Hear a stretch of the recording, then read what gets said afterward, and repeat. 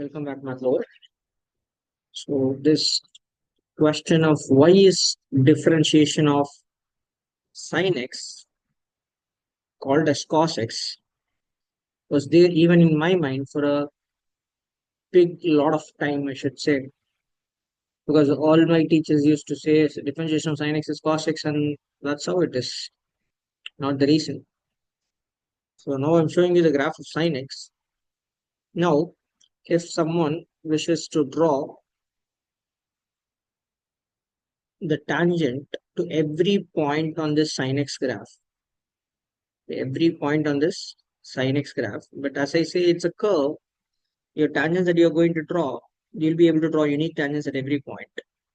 And the angular value, the slope this tangents are able to make, if you take those values, slope values created by these tangents at every point that's being drawn and plot it, okay, and plot it, you will be able to get the cos x graph. You'll be able to get the cos x graph. Cos x graph will come like this. So just for an understanding, I'll show you up here. I'm more interested about the tangent slope here, meaning the highest point of sin x graph. At this point, if I draw a tangent, you can understand this tangent will be parallel to your x-axis. That means there is no change in y, though there can be a change in x. So slope is zero. Slope is zero, correct? So at the same point, if you notice, your cos x graph, the value is zero. Okay, so this was just one such example where I'm able to help you with. So if you take the slope values of all these tangents that you can keep drawing and keep plotting it, then you will understand you are going to get your cos x graph. Okay, so how to see this algebraically is, I have told you the idea of limit rule. Dy by dx, the differentiation of y with respect to x, is also given by limit that small change in your function h tends to 0. Here you are taking your function as sin x. Limit h tends 0.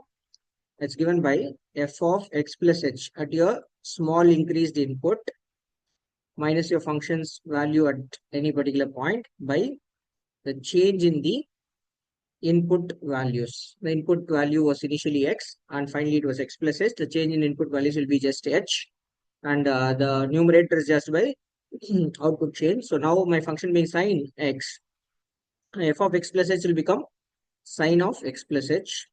F of x is nothing but sin x divided by h. Limit h tending to 0. This will give me the differentiation of sin x. So we all would have learned sin of a plus b formula, the compound angle formula. Sin a cos b plus cos a sin b. Through this, if I expand this, I'll getting sin x cos h plus cos x sin h minus sin x divided by h. Okay, limit h tending to 0. H tending to 0 is getting very close to 0. So we know when the cos of a value getting very close to 0 will be almost 1. Then I can just ignore this particular term. I can consider this sin x into cos h term, sin x into cos h term almost as sin x term itself, because cos of a value close to 0 will be almost 1. So then this particular term and minus sin x term will get cancelled off, because sin x cos h is almost same as sin x and h is close to 0. Then I'm left with cos x into sin h by h. Cos x into sin h by h, limit h tending to 0. Now I'll also show you the graphing of y equal to x line and sin x graph. You can see them both. Yes, you can see very close to 0, they are almost the same value. Very close to 0, they are almost the same value. So that from that, we can just consider sin h by h will be almost 1. So that will give us cos x as the final answering for our question. I'll also show you this idea via video demonstration.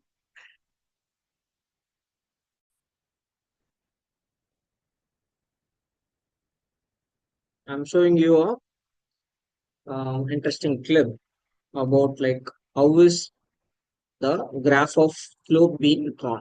So now there is a graph here, graph of x power 4, okay, and a stationary point has been kept here, and the tangent has been drawn for this. Then the slope of this tangent has been plotted as a again as a point, again as a graphing for. So first graph is between like y versus x. So this is like y axis, this is like x.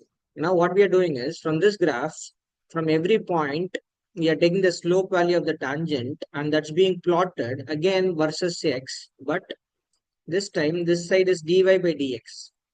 So you are plotting it versus slope versus x. Okay. You're just plotting it slope versus x. I'm going to show you this.